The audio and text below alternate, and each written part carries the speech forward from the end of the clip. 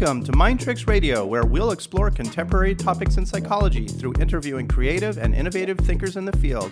I'm your host, Dr. Aaron Kaplan. Thanks for tuning in.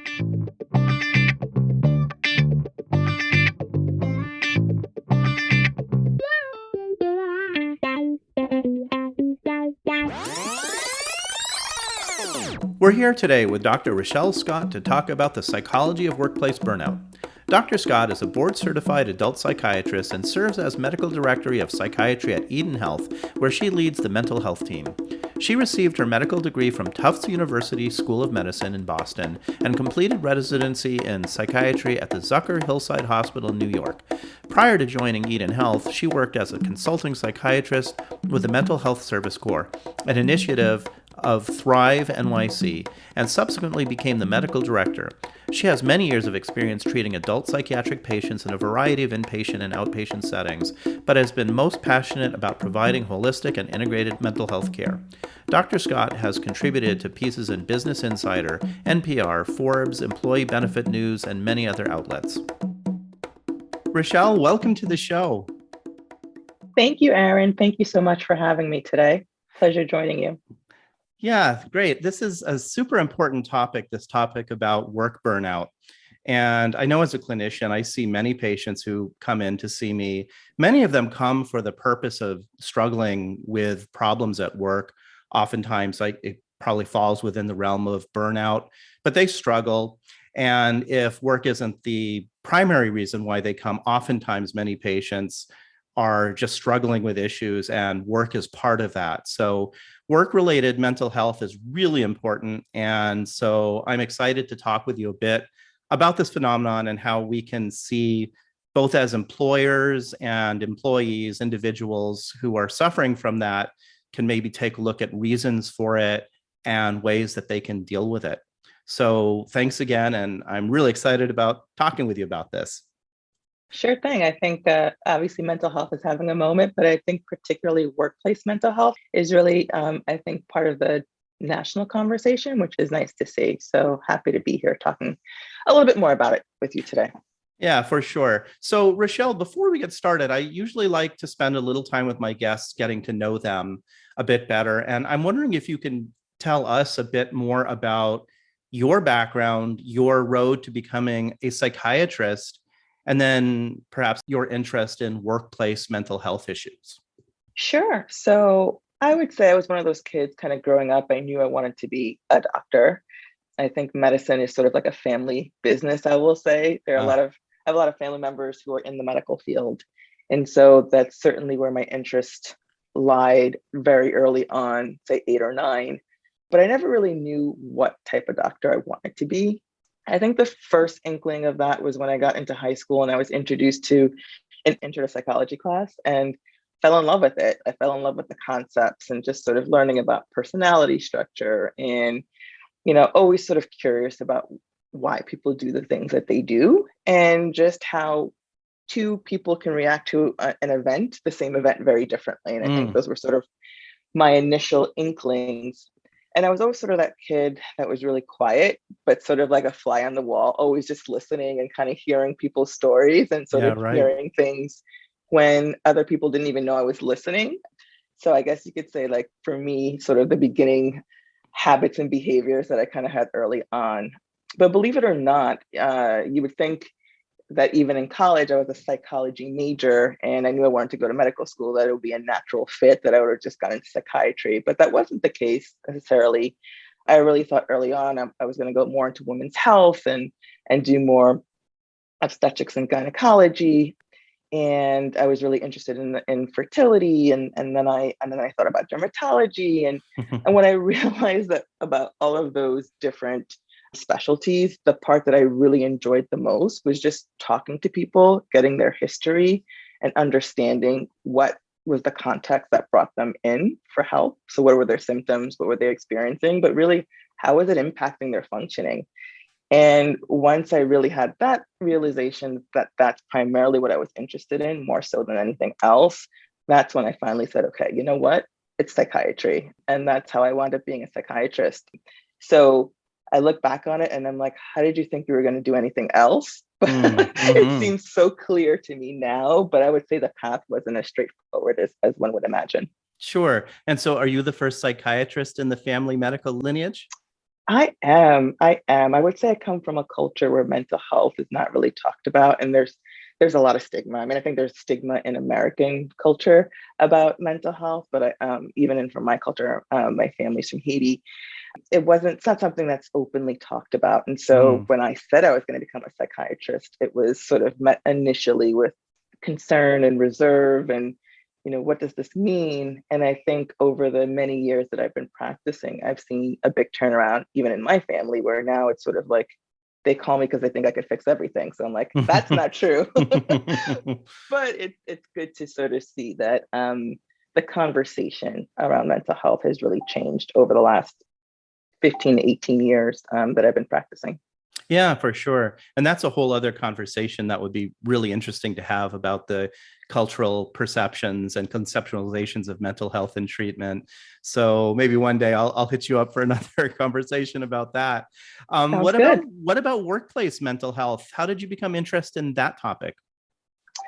Yeah, so, I've worked in a variety of settings over the years, more traditional, I would say, mental health spaces. So, inpatient services, outpatient, community health clinics. And then I would say, really, in the last, I don't know, 6 years, I've been working in sort of what I would say more innovative spaces or just different spaces. And so, the last 2.5 years, I've been working with Eden Health, which is really looking to integrate physical health and mental health and really practice more of a collaborative care model. And I think because I was working closely with employers and different employer groups, sort of getting insight into how culture and how different employers, how sort of their employees were dealing with some of the stress, workplace stress. And so really kind of started first with observations and just sort of like anecdotally hearing different stories, and then I think being immersed in Eden's culture and wanting to really make an impact and a difference there, really sort of I think digging a bit deeper into it and really learning a little bit more about it. And that's sort of how my interest in the workplace mental health came about. Great. Well, there's certainly a huge need, I would think, for employers to take mental health issues seriously, as the happiness and well-being of the employees, I'm sure, greatly impacts the work they do at the companies they work at or whatever their employer is. So that makes a lot of sense. So let's talk about burnout. So when people are talking about burnout, people are feeling burnt out. What is burnout exactly? Like, how do you conceptualize that when you explain it to somebody? So just to back up a little bit, I think it's interesting because a lot of mental health terms are both what diagnoses, but also everyday words that we use. And so Yeah. I see that a lot when I say, hey, I'm depressed or I'm sad, I'm depressed or I'm anxious, right? Those are like normal emotions, but then also have clinical diagnoses sometimes. And so I think sometimes there's a bit of an issue with language. And so we say burnt out all the time, right? To mean different things that we're just tired, we're exhausted. But when I'm talking to employers and employees about burnout, it's really a syndrome, I would say a constellation of symptoms that one experiences that's really related to work, right? It's a workplace stress, and it's a continuous high level of stress that hasn't been able to be managed successfully. So I sort of think of it when the demands exceed the resources that someone has from a workplace environment. The other thing I would say is, the difference for me about burnout is not something that happens overnight, right? This is something that's usually Mm. taking place over a period of time, more of a continuous exposure rather than a deadline that's kind of looming or a big project that's looming that you're working really hard towards. You get there, you successfully have the project or the event happens and you feel better afterwards, right? Burnout would be sort of like continuously working towards this deadline that never quite gets there. And it's Hmm. so sort of this high level of stress that continues onward and onward and onward, and sort of feeling like there isn't an end in sight.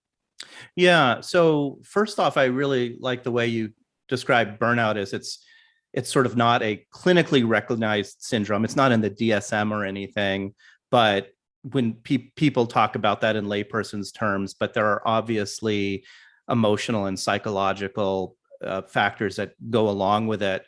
And you mentioned anxiety and depression. I was wondering if you could just elaborate a bit on what kinds of clinical syndromes people might be experiencing that may be involved with burnout.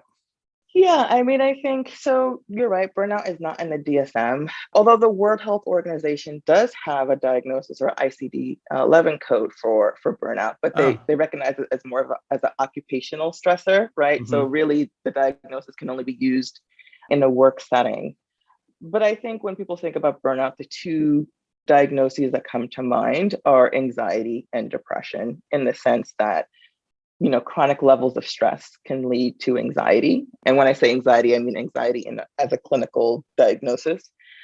But we also know that untreated levels of anxiety or untreated levels of stress can also lead to a clinical depression. And so those tend to be the two diagnoses that are in there.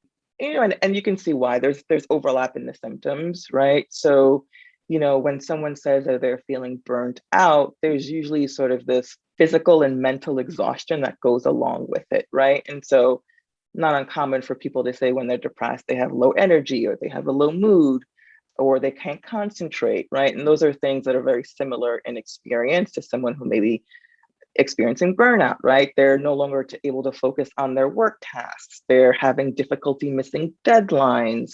They're maybe not socializing with their peers or their team members in the same way that they were. And so there are similar sort of symptoms that accompany that overlap, right? That sound very similar to when we're asking about questions for depression. They may be people who are employees who are worried about a project or worried about work, but don't feel like they're as effective as they'd like to be. And that can also sound very similar to anxiety. So, there is a lot of overlap. And so, when you are a clinician and you're working with someone who talks about burnout, you certainly want to make sure that you are ruling out some of those other diagnoses because you just don't want to overlook that. But once you start asking the questions and you start realizing that it's really limited to work, that could be a sign that, hey, that maybe if this is just a workplace stressor more so than anything else, that this is when we really need to think about burnout. Right. And you mentioned some of the typical signs. I think you mentioned missed deadlines and what other, Yeah. yeah, missed deadlines. What are some of the other signs that one might be looking out, either as an employer or as an individual or family member, to know that one is feeling that way in regarding work? Yeah, I think missed deadlines is a good one, a good place to start. And what I tell employers that I'm working with or managers or HR folks is, in order to notice that someone's not doing well or not functioning to the same capacity, you kind of have to have an understanding of what their baseline is. And so that's what I always encourage managers to talk with their employees. Like when you meet with them on one-on-one, just get a sense of who they are, what their baseline is, right? Or if you have a team member that you're working with or a family member or a loved one, understanding what their baseline is going to be helpful to really be able to pick up when things start to change. And so, like I said, it's not an overnight thing, right? So there are some steps and some signs. And so we see that missing deadlines can often be the first indicator, especially if this is someone who, you know, generally has their work in on time, generally provides high quality work, and you're just starting to see like here and there missing some deadlines, not really communicating what's happening. And then I think what happens is, especially if you're part of a team, is when you have missed deadlines, sometimes you see that has an impact on the relationship quality between team members. Or, if you're concerned about a loved one, but, you just start hearing stories about they're not quite getting along as well as with other team members as they had been, or maybe they're having a little bit more conflict with a boss or a manager or something like that. That could be sort of another sign. I think when you start to see change in moods, so you start seeing someone who used to be a lot more open or a lot more outgoing, maybe being a little bit more irritable or maybe a little bit more introverted. And again, introversion by itself is not a sign, but again, we're talking about a change in baseline. And so, you might start to sort of notice that and say, okay, by the time you get to someone either not showing up at work or their performance at work really being impacted, then you're looking at sort of, to me, the later stages of burnout. Then to me, that means that someone has sort of been Mhm. probably exhibiting signs before them. But by the time they get to actually not showing up for work or not wanting to go to work, and really their performance. And now you're looking at a poor performance view or something like that. That's to me sort of more the latter stages of the burnout. So, Rachelle, let's talk a bit about some of the causes of burnout. I know I've reviewed some of your materials. You've done some writing and speaking about this. And there's a bunch of reasons why people might begin to feel burnt out. And I'm just going to sort of start with some of them that you have talked about in the past. And maybe we can talk about these causes and also how employers and employees can recognize ways to deal with these factors differently to improve it for them. So one of them that you talk about is lack of support. So what does this look like typically in a workplace when somebody is experiencing that? Yeah, to me, lack of support means like I'm having an issue and I'm not sure who to turn to, right? And that can be anything from I have a manager or I have a supervisor, but we don't really have dedicated time to sit and talk.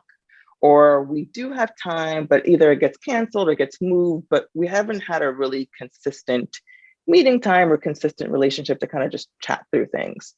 So often that might leave employees feeling like I'm not sure who to turn to for help or questions about how to do my job, right? Who can I turn to and ask these questions? I'm not sure if I'm doing a good job or not. I'm not really getting any feedback. Mm. Sometimes people will internalize that. And so then they will just sort of take on more themselves and sort of say, I've got to figure this out for myself. And therefore, that means I'm just going to take on more. And so it's like a missed opportunity to sort of reach out and connect to someone and ask them for more help or more support. If you're the employee, why do you think you're having difficulty reaching out and asking for help, and what can be done to help make sure that that happens? Yeah, I think, there are a few reasons why employees might not ask for help, right? One, it's sort of for them, it may be a sign of weakness, or maybe they're concerned that people think, I don't know what I'm doing, or I'm not doing my job well.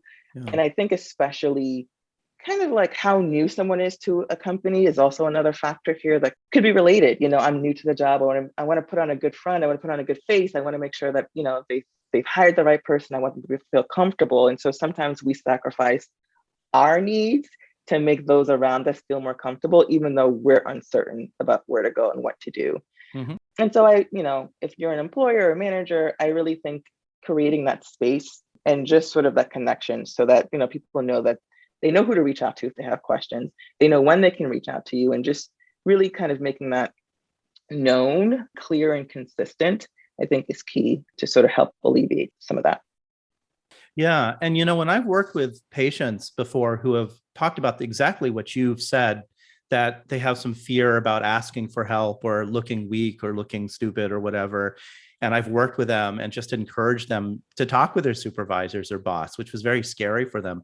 I can't think of a time where that didn't go well, or at least, they may not have gotten the help they wanted or needed, but they were never treated like you're stupid or bad for coming and asking for help.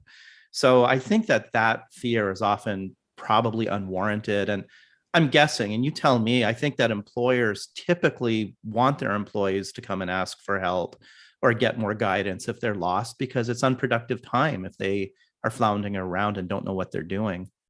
Absolutely. I would say employers, one of the things that they're obviously looking at is unproductivity, right? And Yeah. unproductivity looks very different and can mean many different things, right? From taking longer to take care of tasks to, again, folks, missing deadlines or, days off. All of those things, right, can fall under unproductivity or underproducing for that matter. And the thing that I try to tell people all the time too, is even if you reach out, let's say, to your boss and you find that their response is not as helpful as you thought, sometimes they could also lead you in the direction of someone else that can provide a little bit more clarity too. So I think it's also just, I know it can be scary sometimes of putting yourself out there to sort of say, hey, I need help with this. And in my experience, it's been sort of like, hey, I may not be able to answer this, but I think so-and-so, I'm going to put you in contact with so-and-so and have you guys work a little bit more closely together. And so it's usually just sort of, I think, opening the door to that conversation. And, I'm really big on the conversations that happen between team members as well as between managers and their employees, because they think that's where the change can happen. That's where connection happens. And I think that's where we can really start to address some of these signs and symptoms of burnout. Sure. So tell me about poor work-life boundaries. What's going on with that? Yeah, I mean, talk about, I think this has become more prevalent as we look back over the last couple of years, right? With COVID and more people working remotely from home, this idea that we can't really shut off, right? We can't Mm. really turn off, you know? So you have some folks who are waking up and the first thing they're doing is looking at their phone or checking their emails, right? So it's very easy to do. And I can say that I'm guilty of doing this, right? You kind of look and say, anything emergent happen overnight, let me just shoot this quick email, you know, or Yeah. I'm gonna just 5 minutes, you know, but 5 minutes here, 5 minutes there, it's just sort of now like instead of maybe a typical 8 hour day or maybe 12 hour day, depending if you're working shifts, just stretches out, you know, an hour here, an hour there. And then before you know it, you've stretched your day, you know, sometimes from 8 to 10 hours or 10 to 12 or 12 to 14. And it's just less downtime. There's just less time for your body and your mind to recuperate and to disconnect, which we all need in order to sort of come back refreshed. And I think when we do that, like when we respond, right, at different times, or when we just spend more time at work than we intend to, it also signals to other people that we're available more often than we'd like to be. And Hmm. so then that sets up another cycle, another pattern of you know, just again extended hours. And you know, and I think the other thing about the poor work-life boundaries is that then we start getting into habits. So now in the morning, instead of doing a routine that might include whatever, you know, your personal hygiene, maybe working out, maybe it's meditation, maybe it's yoga, maybe it's a walk, maybe it's breakfast.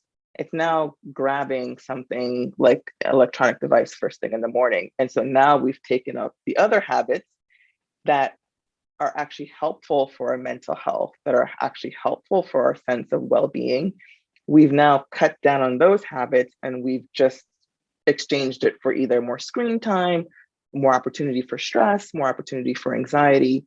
And so then that leads to even more imbalance. Right. And I can really see during this period where people are working more remotely how there's a bigger blurring of the boundaries because you're literally working from home and living at home. And so, you know, at least when you're going to a workplace, then you have sort of a mental boundary between where you work and where you live. So I could see how that could add to some complications around that. So what do you typically tell people around managing and making sure that their work life boundaries are respected? You know, I think in general, for some people, we have a hard time asserting boundaries, right? It just Mhm. feels like, oh, but one of the things I've seen people do that I really enjoy is like when they put their schedules up, right? They delineate what's non-working hours versus what's working hours, right? And so that's a clear way to delineate to someone that's looking at your schedule, like, hey, please don't schedule a meeting before 9 a.m. Eastern time. I'm not working, or after 6 p.m., or whatever the hours may be. So I think that's key. I think particularly for those who are working remote, it's almost having to create artificial starts and stops, right? So before, when you had a commute, like you said, there was a natural sort of period where we either were kind of getting prepared to transition to go to work when we're commuting in, and on the way home is sort of a transition from leaving work and then kind of getting ready for our home life. And so what I'll tell people is, even if you have to just walk, let's say, you know, we live in New York, let's just say you have to walk to the subway station, even if you just go outside, walk there and walk back, it's just still a signal to your body and to your mind that, hey, I am Mhm. doing something different. I'm transitioning from being at home and home life to like now I'm focused on work. So that's one of the things that I have people do is in the morning, I'll have them just walk outside, walk around the block, Mm. 2 minutes, 5 minutes, however long you want to take. And then try and do that in the evening as well. And again, it's just a cue, both physically and mentally, that it's like it's time to like sort of shut that off. You know, a lot of times we'll have people turn off their computers, put it in a different room, so they're not tempted to just keep checking every few minutes or every hour on the hour that they've missed something. So physically removing things from your space. But I think routines are important here. So as much as you can, sticking to a morning routine is really important. And whatever evening routine that you can have is another sort of delineation to sort of, again, help make it clear from when you're working and when you're not, especially when you are working and living from the same space. It takes, I think, some physical separation, at least to just sort of, hey, say, okay, we're moving. I'm moving from work and I'm moving more to home life. So, unmanageable workloads. So, this one on the surface sort of seems like one of the more obvious things that could lead to burnout. Obviously, somebody's got way too much work to do and is feeling just stressed out and frustrated about that. What can you tell us about unmanageable workloads and how people might take a look at this in their job situation to help them manage burnout better? Yeah, I think this is one that, I've given this talk a few times and I've seen more than a few times. And this is the one where people are like, well, I have no control over this, right? This is the workplace culture. This is where I go back to sort of saying, is this something that has been communicated to a manager? Like when we feel like an unrealistic or unmanageable workload has been given to us. And so a lot of times I like to sort of dig in a little bit deeper to understand what makes something feel unmanageable. Is it unmanageable because you don't know what the expectation is? Is it unclear expectations? Is it unrealistic expectations? Is it unmanageable because you're the only person or the only resource dedicated to this? Is the timeline unmanageable? Is it that you feel like you don't have the expertise? Like, what is it that makes it unmanageable? So I think kind of digging it a little bit deeper to understand what makes it unmanageable. And then that can help come up with a plan, an action plan to sort of address some of this feeling of unmanageable workload. Yeah. So again, it sounds like communication with an employer or supervisor is important because that person may not realize that the employee is feeling that they're having a hard time managing stuff. And I think again, like as I was mentioning earlier, it's often a fear that if somebody says, I'm having a hard time with my workload managing it, that their supervisor is going to say, well, then you can just leave the company and we'll find somebody who can. Like that, I think is probably pretty unrealistic most of the time that that's what's going to happen. Yeah, I mean, I'm very specific when I talk to employers before giving a talk about burnout, just to understand what's the cultural expectation and cultural norms. Because believe it or not, I mean, obviously there are some companies where there is an expectation for efficiency for longer hours, right? But that's the understood expectation. But I think this idea that companies want to let people go only to have to spend time and money hiring someone, onboarding someone, training them, making sure they get up to speed. There's a lot of steps that go from, when you're switching employees, that just takes a lot of time and money and effort. And most employers do not want to have that experience. They want to they want to hold on to their employees that they've invested time, money, and even if you felt like, let's just say your employer didn't have your well-being and interest, I think that really good employers care about the well-being of their employees as well. But from a financial standpoint, the time and money that it takes to hire, to find talent, attract talent, retain talent, and train them, it's not in their best interest to just Sure. let people go without having that conversation, without understanding what's happening Sure. at the employee level. So let's talk about lack of a win. Why is it that people need to have a win? Describe to us what a win is in the workplace and why people need that to feel like they need to keep going. Yeah, a win is just an opportunity, I think, to pat ourselves in the back. Like we've worked towards something, we're working towards a goal, and just celebrating the accomplishments along the way. And I think one of the things that we tend to do is we only celebrate big wins, like if we've reached the big goal. But I think celebrating the small steps along the way, I think A, makes people feel appreciated, makes them feel validated, makes them feel like they're contributing towards something. So a sense of purpose. And I think, just makes people feel good and makes them feel good about moving to the next step. And so the wins are a good reminder of the progress that we're making, where sometimes, especially if we feel like we're working and we feel less effective, or we're becoming a little bit more cynical, the wins are a reminder of the good that we're doing. And it's Mhm. just it's an ability or a time for team members to really just celebrate the work that they're doing together as well. And so that's why I think wins are important. Yeah. So it's sort of clear how employers could celebrate wins, kind of keep an Mhm. eye out for what employees are doing and reward them, make them feel good about things that they're doing well and they're doing right. How about from the individual's point of view? How can they celebrate their own wins and feel better about themselves rather than just feeling like, nothing I'm doing, am I doing well and it matters at all? Like, how can Yeah. people be more mindful of that, do you think? I do think creating a culture of celebrating wins helps individuals who have a hard time doing it. Mm. And so, I think what we do at Eden, for example, is you're able to celebrate your peer or your team member. So it's Ah, not even just your manager. It shouldn't be. It should also be team members sort of saying, "Hey, thank you for that," or "I noticed you did this. This is great." And so I think for people who have a hard time kind of keeping track of that, once you are in a culture that does that and celebrates that, I think it makes it easier to notice. And I think for some people, we're much better at recognizing other people's wins, right? mhm. And so that is it's an easier first step for many people than it is recognizing their own. But I think it helps. I think it helps when you start looking for other people's wins that you're able to then reflect on your own. I also think, we don't do a good job in terms of like writing down what our goals have been or what we've been working Mm. on, right? And so it's very hard, or very easy, I should say, excuse me, to not be able to reflect and kind of see the progress that we've made along the way. You know what I mean?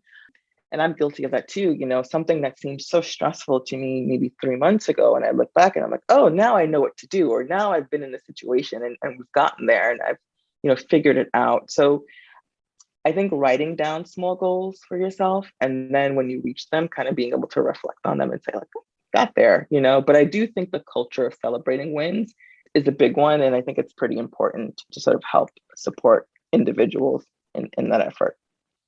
Let's talk about unclear job responsibilities. So, why is this important for, employee mental health and burnout issues? And what can we do about that to make that better? Yeah, I mean, I hear this a lot, and I think it's this idea of moving targets. And I've kind of we talked a little bit about it before, right? So lack of clear roles and responsibilities could go back to unrealistic expectations, could also contribute to unmanageable workloads.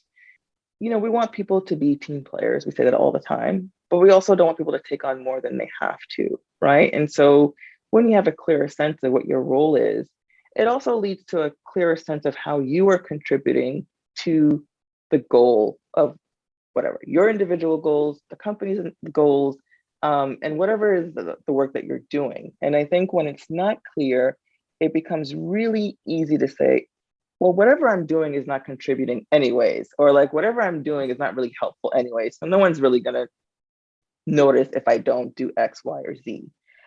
But I think when you have a clearer sense of role and a clearer sense of purpose, then I think that helps to drive people towards their goals. All of these things kind of come into one, where if you don't know what it is that you're working towards, people they feel defeated. They feel Mm-hmm. like they feel lack of agency.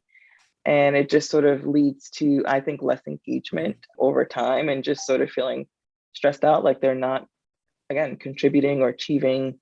They're not sure what they are achieving, or they just feel like it's just unrealistic and they're doing way more, but they're not doing anything well. And so I think people want to feel good about the job that they're doing. They want to know that they're doing it well. And I think part of that is making sure that we've defined it early, as much as we can, early on. So we're setting them up for success. Yeah. So, Rachelle, I think one thing that probably happens a lot in many people's jobs is that they get hired on to do something very specific, and the job responsibilities are pretty clear. And then inevitably, what happens? Some people leave the company, and you're asked to step in to help out here or there, or there's some emergency or crisis that you step in to fill the shoes to try to help with that. And before you know it, your job has mushroomed into all sorts of different, sometimes unrelated things. And I think that can possibly be another place where job responsibilities can become unclear as the employee sort of evolves there in the workplace. And so, and I hear this all the time that, Mhm. my patients like get into that kind of situation and become really frustrated with it. So how would you look at that type of dynamic in the workplace when that occurs? Yeah, so and I agree, I hear this happens quite often. And I would say I think there are more than a couple of things happening there. So by definition, right, whenever someone leaves or there's a big change, that undoubtedly adds more stress to the ecosystem or to the Yeah. team or to, right? And so that in and of itself is going to be a potential stressor for burnout, because now you're asking less people to do the same amount of work. And I think people are pretty adaptable and resilient to know that if this is something that's short term, they can work around. I think what happens is we create a new steady state, or what we think is a steady state. And so it just becomes more continuous and chronic that this person is doing multiple roles or doing different roles. And there isn't really a plan in place, or a plan in place that's communicated to the employee about what is going to be the short term of this and what is the long term, without sort of addressing like, how are we going to address the changes and the stressors that we've introduced to this work situation. And so that's what leads to the burnout. I think people can say, look, if you tell me that over the next month or two, until we can get someone else in this role, I'm going to have to take more on. Most people are able to sort of manage that. But if you say, hey, I'm going to ask you to take this on, and we have nothing, we have no plan in sight, that's where the real issue lies. And that's sort of the start of a potential situation that could lead to someone getting burnt out. How about changes in life events? Absolutely. And it's interesting because we talk about burnout being a work related event, but obviously, our lives are not separated between work and home. I'm laughing because I don't know if you've seen the show Severance No. on Apple TV, where Yeah. you're able to separate your work life from your home life. We don't have that as a as an ability, but yeah, obviously, if there are stressful things happening outside of the home, right, the more stressful events, it impacts who we are as a person and what we bring to the workplace. And so, obviously, so right, so the pandemic was something we all went through. That was clearly a major life stressor, but it had an Yeah. impact on us at work, right? But any major life stressor is going to have an impact on our ability to cope, on our stress levels. And I might sound like a broken record, but I think particularly the life stressors and the things that are happening outside of the workplace, depending on the relationships that employees have with their managers, are you able to bring some of that there and just let them know? And again, it's not so much about going into the nitty-gritty details, but it's about being in a space comfortable enough to say, hey, there's some major things that are happening in my personal life that, I'm doing my best to address, but they're affecting me. And, Mm-hmm. and I need you to know that, or I need you to understand that, because by definition, it's just going to have an impact on the levels of stress that I'm under and how I'm able to do my job most effectively. Let's talk a little bit about one major life event, and that is having a baby. Yeah. So this comes up a lot. I have had many patients who have had babies. And in this particular case, I'm referring mostly to women. Obviously, they're the ones having the babies physically. Mhm.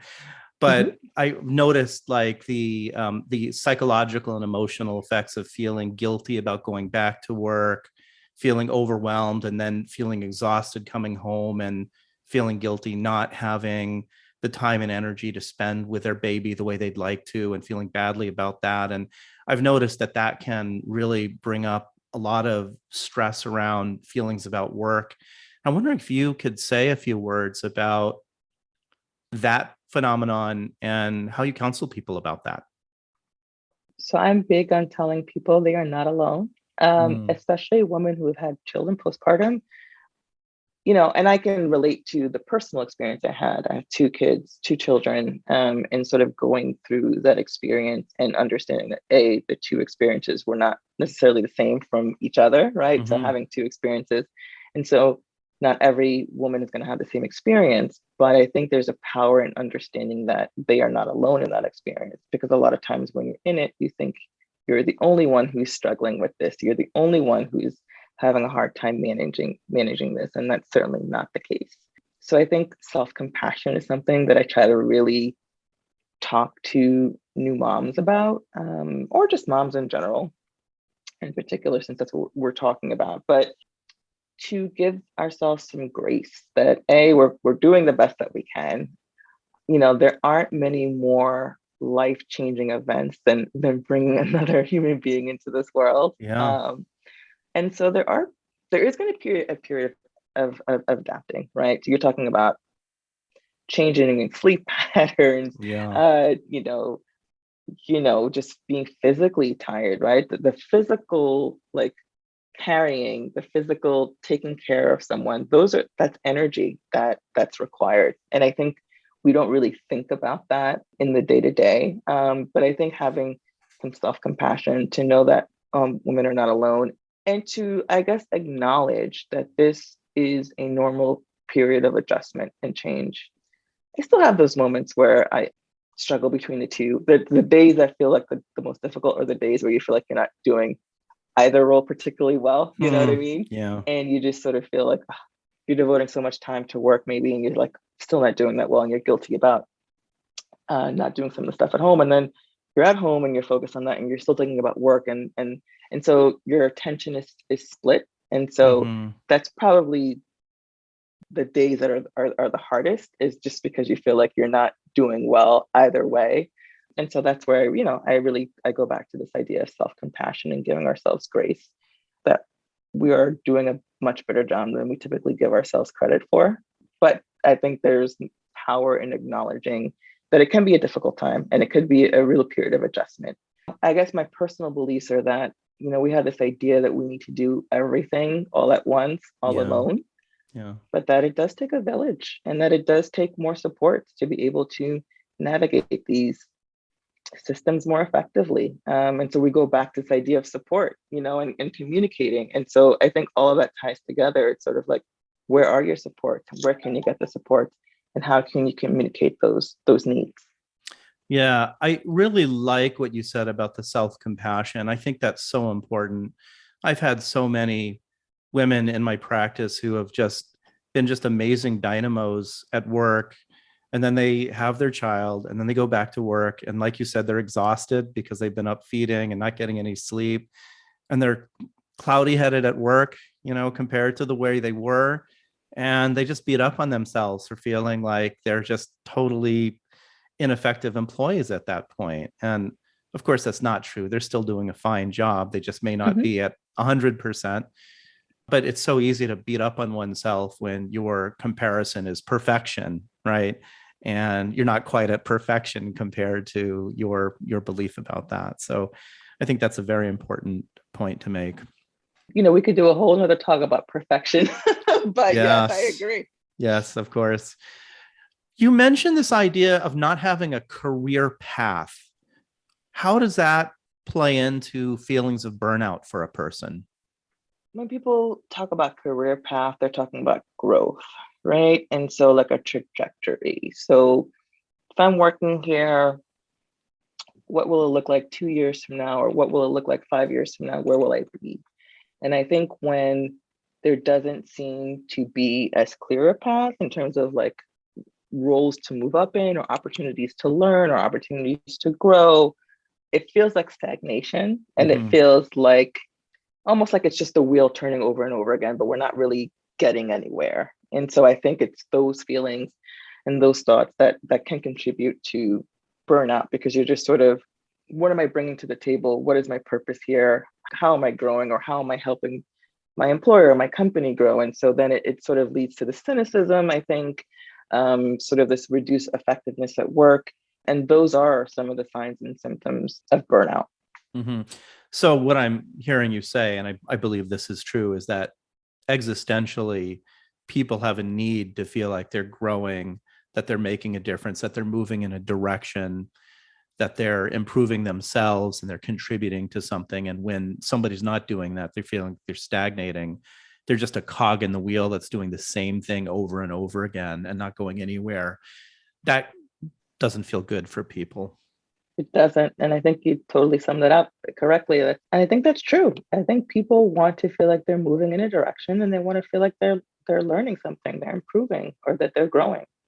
And that doesn't mean like everybody wants to be a manager or everybody wants to be a director or everybody wants to be, right? But they want to feel like they are growing in a way, that they are learning something, that they're changing, that it's not the same thing. And they look back at 5 years and every day is just the same day. You know what I mean? That's what I think that means. Yeah, for sure. So, Rachelle, if this was a year or two ago, I would probably be asking you a very different question about COVID. Now, for the most part, it looks like we're seeing COVID in the rearview mirror. People are starting to go back to work, but we're still in this sort of weird transition phase, right? I mean, we have this idea that COVID is still out there, still an important and serious thing that we need to take seriously.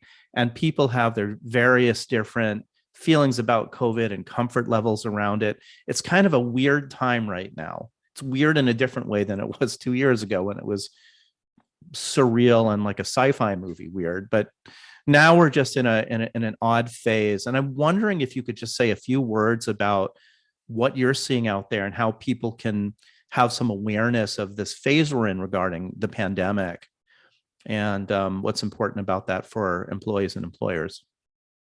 Yeah, I would agree. We're sort of like in this weird, I don't know if in between phase. I mean, I think what COVID has taught us is that things are always changing and that, Yeah. we're always we're just going to be continuously adapting to COVID.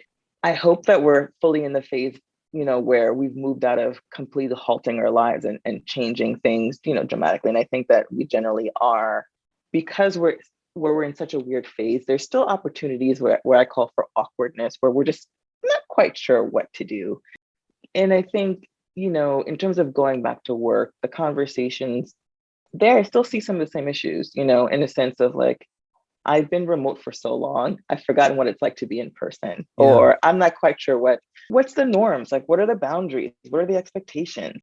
Are we eating together in person? Are we not? Am I shaking your hand? Am I going in for a hug? Right. And there's all these things of like, people are doing this dance and just not quite sure like what to do. So a lot of the work that I do when employers are thinking about going back into the office is, I think, a kind of warming yourself back up to it is always a good idea.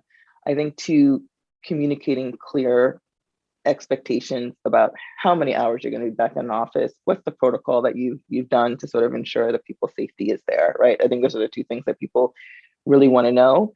And then I think there's something to be said about cultivating or creating smaller group opportunities so that it doesn't feel so wide open where someone's walking into an office and they're like, oh, I've never met anybody in person. Maybe it's creating like a buddy or a mentor or someone that they can connect with so that on their first day back, it's not just like, I'm not sure who to talk to, right? And then I think what I tell folks is like, I like to joke. And so I'll go into the office and say, hey, I'm a hugger. I'm not sure if you are, and I just kind of put it out there, right? And I kind of smile, we kind of laugh, and I'll just say, hey, are we doing this dance? Are we going in for a handshake or we're not? Or we're just, we're doing elbows or we're just saying hi, But I kind of just put it out there, right? And I just kind of let the words lead so it doesn't feel as awkward. And then I think the more that we are able to do that, the less awkward it becomes. It's just navigating uncertainty, which I think we've done a pretty good job over the past couple of years, probably better than we were 2 years ago about navigating uncertainty. I think we've learned a lot of skills to help us do that. And I think, we're able to look back and reflect on all the things that we have learned, which is important, right? Which is what we've talked about. Like, how do you look back and say, okay, these are the wins that we've had.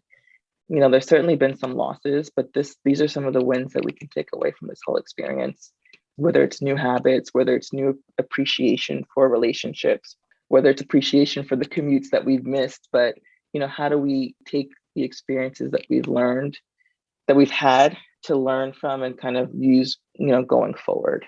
That's what I try to tell people all the time about COVID and how I look at COVID and where we are now and where we've been in the last couple of years. Rachelle, this has been a super interesting and informative conversation with you about workplace burnout and these topics. I've really enjoyed hearing your thoughts on them. I'm wondering if you have any final thoughts that you want to leave with us about this topic. First of all, it was a pleasure being here, and thank you so much for the invitation. You know, I'm really big on the relationships. You know, I think between coworkers, between managers, between employers, employees. And I think that's the key to just, I think, A, communicating, and B, affecting change in the workplace. It starts with relationships. Yeah, that's true for just about everything we do, right? In the mental health field. That's right. Well, Rachelle, thanks so much for coming on the show. It's been a pleasure meeting with you. Same here. Thanks, Aaron.